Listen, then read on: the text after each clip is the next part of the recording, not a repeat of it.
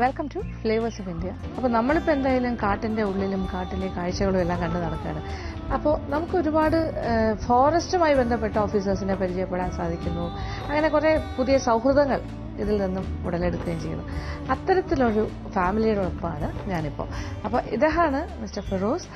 അദ്ദേഹം ഇവിടുത്തെ പാലക്കാട് ഡിവിഷനിലെ ഒലവക്കോട് റേഞ്ചിലെ ബീറ്റ് ഫോറസ്റ്റ് ഓഫീസറാണ്. അദ്ദേഹത്തിൻ്റെ ഫാമിലിയോടൊപ്പമാണ് ഞാനിപ്പോൾ. എൻ്റെ വൈഫാണ്. ഹലോ. മകൻ, മകൾ, മദർ ഇൻ ലോ ആണ്. അങ്ങനെ എല്ലാവരും ഉണ്ട്.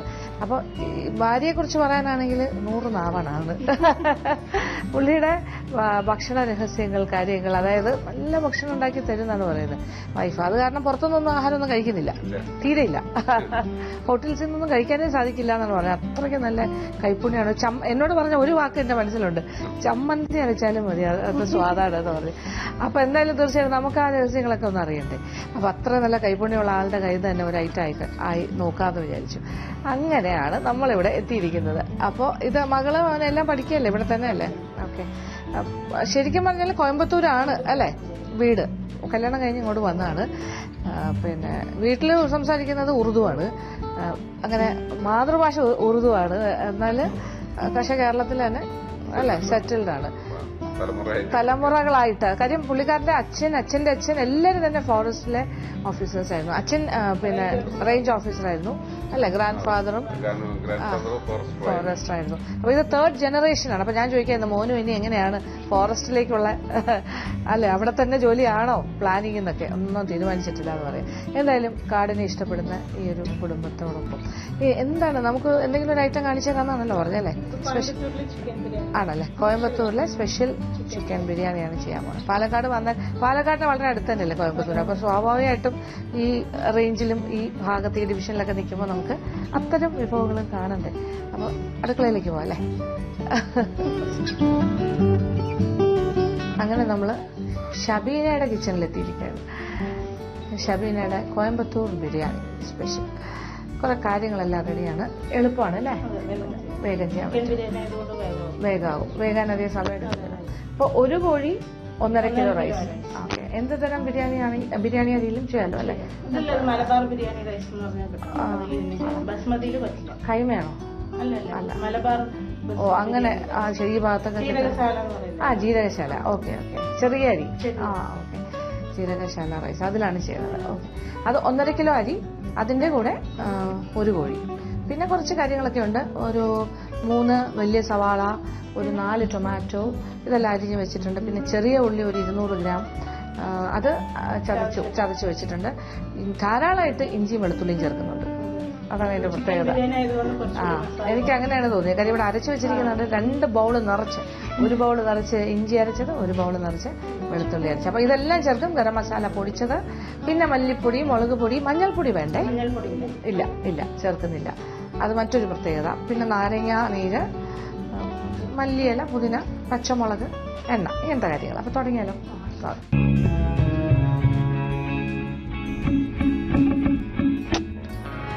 ആദ്യം ഇച്ചിരി എണ്ണ. അപ്പൊ ചൂടുകട്ടുള്ളൊരു പാത്രം അടുപ്പിൽ വെച്ചു. കുറച്ച് എണ്ണ, ഇച്ചിരി ഏറെ എണ്ണ ഒഴിക്കുകയാണ്. 200 മില്ലി എണ്ണ, റിഫൈൻഡ് ഓയിൽ. അതിലേക്ക് ആദ്യം കുറച്ച് ഹോൾ സ്പൈസസ്, അതായത് കുറച്ച് പട്ട, ഒരു 3-4 ഏലക്ക, ഒരു 4-5 ഗ്രാമ്പു, ഇത്രയും കാര്യങ്ങൾ മുഴുവനേ ഇടും. അപ്പൊ ആ ഹോൾ സ്പൈസ് മസാല ഒന്ന് മൂത്ത് ഒരു മണം വരുമ്പോൾ അതിലേക്ക് സവാള, ഒരു 3 വലിയ സവാള, അല്ലെങ്കിൽ ഇടത്തരമാണെങ്കിൽ 4 നീളത്തിനരിഞ്ഞതും, അതിനോടൊപ്പം ഒരു 4-5 വലിയ വെളുത്തുള്ളി അല്ലെ, വലിയ അല്ലി വെളുത്തുള്ളി നീളത്തിനരിഞ്ഞത്, അതും കൂടി ഒന്നിച്ചാക്കി വെച്ചിട്ടുണ്ട്. പിന്നെ ഇതിൽ അരച്ചതും ഉണ്ട്, ചേർക്കുന്നുണ്ട് വെളുത്തുള്ളി, പക്ഷേ ഇത് അരിഞ്ഞ വെളുത്തുള്ളി, അത് ആ സവാളയുടെ കൂടെ ചേർക്കും.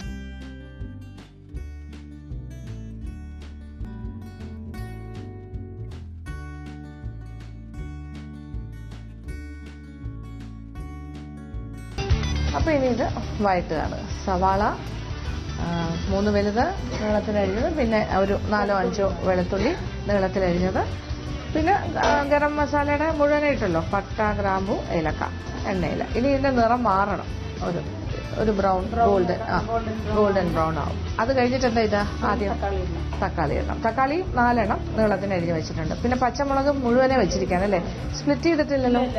ഓക്കെ, അതുകൊണ്ട് മുഴുവനെ ഇടാണ്.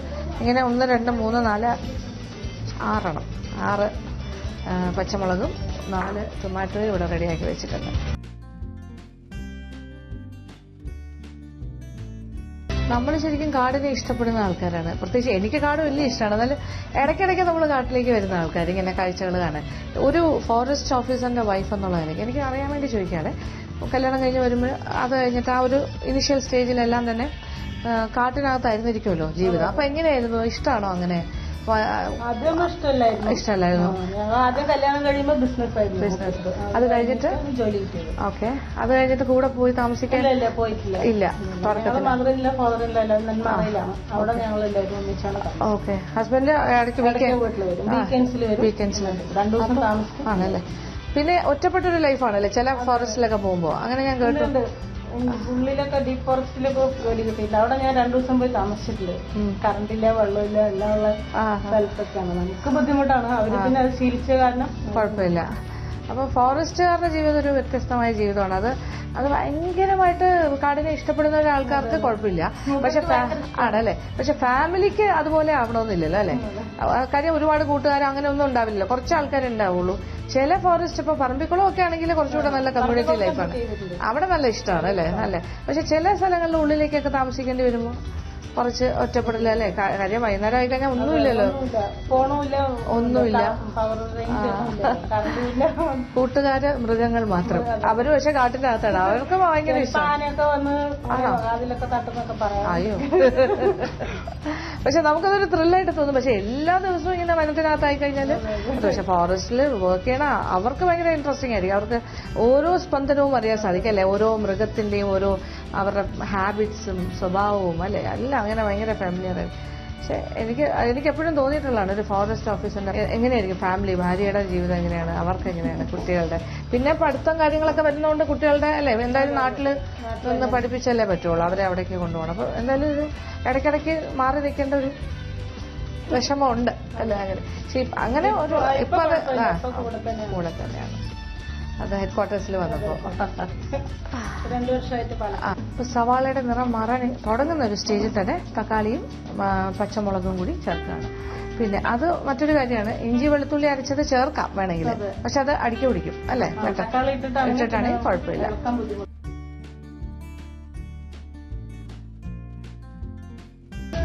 4 ടൊമാറ്റോ നീളത്തിനരിഞ്ഞതും 6 പച്ചമുളക് അല്ലെ മുഴുവനെ സ്പ്ലിറ്റ് ചെയ്തിട്ടില്ല, വെള്ളമായിട്ട് മുറിക്കാണ്.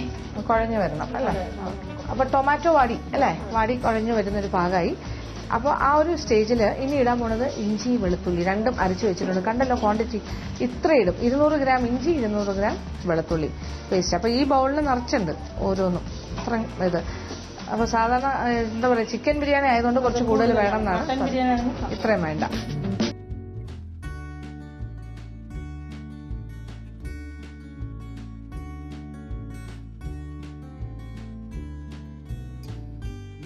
അപ്പൊ പ്രധാന കാര്യം ചേർത്ത് കഴിഞ്ഞു, ഇഞ്ചി വെളുത്തുള്ളി അരച്ചത്. ഇനിയുണ്ട് കുറച്ച് കാര്യങ്ങൾ. ചെറിയ ഉള്ളി ചതച്ച് വെച്ചിട്ടുണ്ട്, അതും 200 ഗ്രാം അല്ലെ, 200 ഗ്രാം ചെറിയ ഉള്ളി ചതച്ചത് അതുണ്ട്, അതും ചേർക്കണം, അതും കൂടി ചേർക്കണം.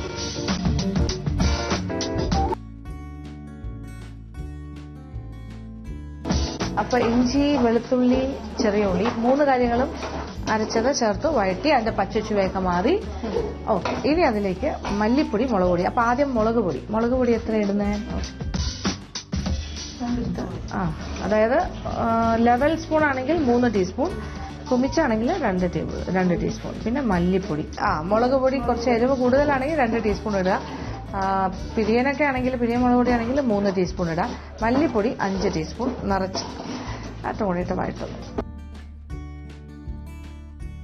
ചേർത്ത ചേരുവകളെല്ലാം നന്നായിട്ട് പാകത്തിന് വഴണ്ടു, എണ്ണ തെളിഞ്ഞ് വന്നു ഇല്ലേ. ഓക്കെ, ഇനി അതിലേക്ക് ഗരം മസാല പൊടിച്ചത് 2 ടീസ്പൂൺ, പുതിനയില, അതുപോലെ 1 ബൗൾ നിറച്ച മല്ലിയില. അപ്പോൾ കാര്യങ്ങളെല്ലാം മനസ്സിലായല്ലോ. ഓരോ കാര്യങ്ങൾ ഇഞ്ചി വെളുത്തുള്ളി അരച്ചത്, ചെറിയ ഉള്ളി അരച്ചത്, അത് പാകത്തിന് മൂത്തപ്പോൾ പിന്നെ നമ്മൾ അത് കഴിഞ്ഞിട്ട് ചേർത്തത് പൊടി ഐറ്റംസ് ആണ്. മല്ലിപ്പൊടി, മുളക് പൊടി, മഞ്ഞൾപ്പൊടി ചേർക്കുന്നില്ല, അതാണ് ഇതിന്റെ പ്രത്യേകത. അത് കഴിഞ്ഞ് എല്ലാം പാകത്തിന് വേണ്ട എണ്ണ തെളിഞ്ഞൊരു പാകമായി. അത് കഴിഞ്ഞപ്പോൾ ഗരം മസാലപ്പൊടി 2 ടീസ്പൂൺ ചേർത്തു. അപ്പോൾ മുളക് പൊടി 5 ടീസ്പൂൺ നിറച്ച്, അല്ല മുളക് പൊടി 2 ടീസ്പൂൺ 3 ടീസ്പൂൺ അല്ലേ, 3 ടീസ്പൂൺ. മല്ലിപ്പൊടിയാണ് കൂടുതൽ, 5 ടീസ്പൂൺ ചേർത്തു. ഇപ്പോൾ ഗരം മസാലപ്പൊടി 2 ഫുൾ ടീസ്പൂൺ. മല്ലിയില, പുതിനയില. ഇനി ഇറച്ചിയിടാം. ചിക്കൻ കഴുകി വൃത്തിയാക്കി വെച്ചിരിക്കുന്ന ഒരു കോഴി, വലിയ പീസസ്.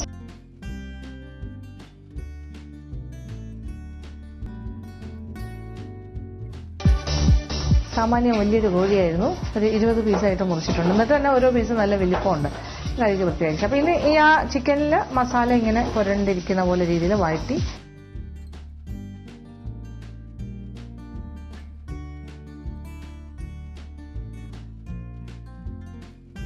ഉപ്പ് ചേർത്തു. കല്ലുപ്പാണ്. നാരങ്ങ, 2 നാരങ്ങയുടെ നീര്, പിന്നെ തൈര് ഏകദേശം അരക്കപ്പ് തൈര്.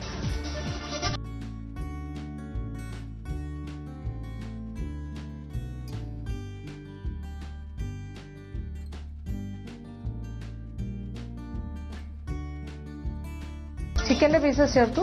അത് കഴിഞ്ഞിട്ടാണ് ഉപ്പ്, കല്ലുപ്പാണ് ചേർത്തത്. പിന്നെ തൈര് അരക്കപ്പോളം, പിന്നെ നാരങ്ങ 2 എണ്ണം. അത് എന്നിട്ട് ചെറിയ തീയിലാണ് ഈ കാര്യങ്ങളെല്ലാം ചെയ്തുകൊണ്ടിരിക്കുന്നത്. അപ്പോൾ തീ കുറച്ചിട്ടിരിക്കുക. എണ്ണ തെളിഞ്ഞ് കഴിഞ്ഞപ്പോൾ തീ കുറച്ചു. അത് കഴിഞ്ഞിട്ട് ഓരോന്ന്. പിന്നെ ഇതെല്ലാം ഈ ചിക്കൻ ഇട്ട് കഴിഞ്ഞിട്ട് ഇങ്ങനെ പുളിയുടെ കാര്യങ്ങൾ, അതായത് നാരങ്ങ നീര്, തൈരൊക്കെ ചേർക്കുന്നത് ചിക്കന്റെ പീസസ് അങ്ങനെ ഉടഞ്ഞു പോകാണ്ടിരിക്കാനാണ്. അത് ശരിയല്ലേ? ഇനി ഇതിലേക്ക് തിളച്ച വെള്ളം.